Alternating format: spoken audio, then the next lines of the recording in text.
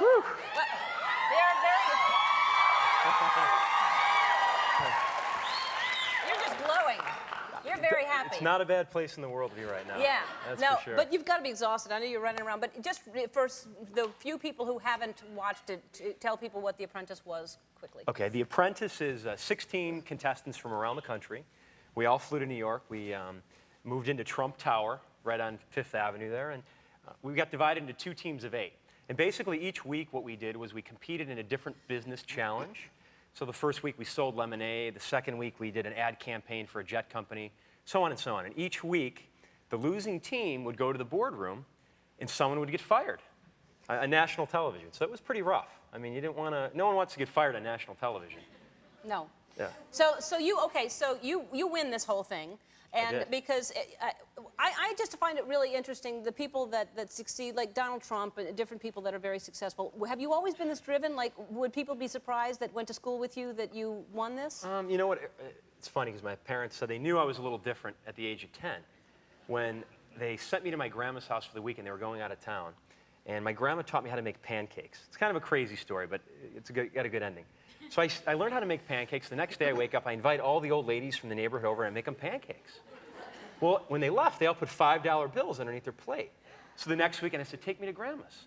Weekend after that. So finally my mom's in my room and she finds a stack of money underneath my bed. And she was slightly alarmed. You know, a 10-year-old kid has this wad of cash underneath his bed. She wanted to know where I got it. So I had to fess up that I was running a makeshift restaurant on my grandma's house. Wow. Yeah. That's great. So Yeah. you realized how to parlay anything into some type of business. It was early on in my life that I had a drive for, business and being an entrepreneur. I'm just going to ask you this once. Will you be my apprentice? Absolutely. But instead of his, though. I don't know if I could do that. All right, think about it. Yeah. All right, I want your advice on something because I believe we have a lawsuit on our hands, and I know you're working with Mr. Trump. But take a look. He's trying to trademark "You're fired." Yes. And he was on the show, and watch what he wasn't even thinking about this until he saw this. Watch this. It's a cardboard box for when you're fired to put your stuff in. That's good. Then we also have, it's a grill, which really makes sense. Then when you make a sandwich and it says you're fired on it right there. This one I think is the best, and it's a cereal called Your Fired-O's. That's a good idea. Isn't that great? I like it. Yeah. Look at that. Look at just dollar signs. That's right. That's all he's thinking right there. He's playing it cool. But then he's now, don't you think he's stealing this idea? Oh, the wheels are turning, oh, definitely. Yeah. So basically, we thought of it first. I think you should market those products. Yes. Well, the cereal especially. I like the cereal. All right, so you think it's a good idea? I think you're onto something. It's a business.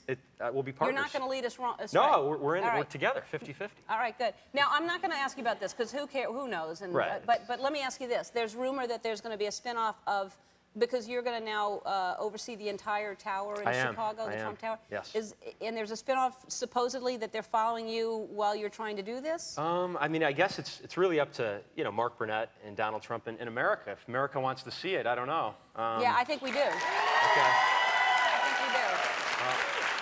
I think it's a great idea. It's a lot of pressure. I mean, yeah, it is a whole lot of pressure. I hope I don't build the building crooked. Yeah. That would be. It's already built, isn't it? No. Oh, it's not? No, we're starting from the ground up. Oh, well, no, oh, that's a disaster. Don't let us watch that. Don't. I've tried to build a porch.